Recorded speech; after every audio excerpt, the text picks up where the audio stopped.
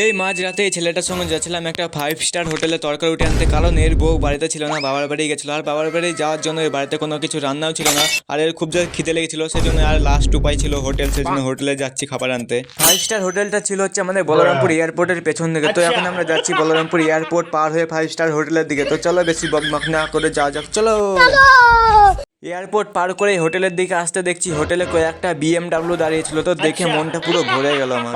বিএমডাব্লিউর সাথে কয়েকটা ছবি তোলাতুলি করার পর চলে এলাম হোটেলের ভিতরে। আর হোটেলের ভিতরে ভিউটা দেখতেই পাচ্ছ, মানে সেই লাগছে সে। এখানটায় টুক করে মানে খাবারের অর্ডারটা দিয়ে দিলাম।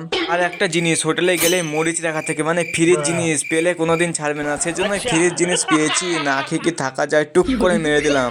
একবার খেয়ে হলো না, আর একবার বড় লোকদের মতন পায়ে পা তুলা টুক করে মেরে দিলাম। এখানে আমাদের অর্ডার চলে এসছে, এবার বাড়ি গিয়ে ছেলেটা খাবে একটু শান্তি করে। আর আমি এই ছেলেটাকে একটা বুদ্ধি দিলাম, বললাম যে বউকে কোনোদিন শ্বশুর বাড়ি পাঠাস না, নাহলে এরপরে এবার থেকে না খেয়ে মরতে হবে। তো কি বলবো, আমরা এখন বাড়ি যাই তরকারি নিয়ে। আর তোমরা ভালো থেকো, টাটা বাই বাই।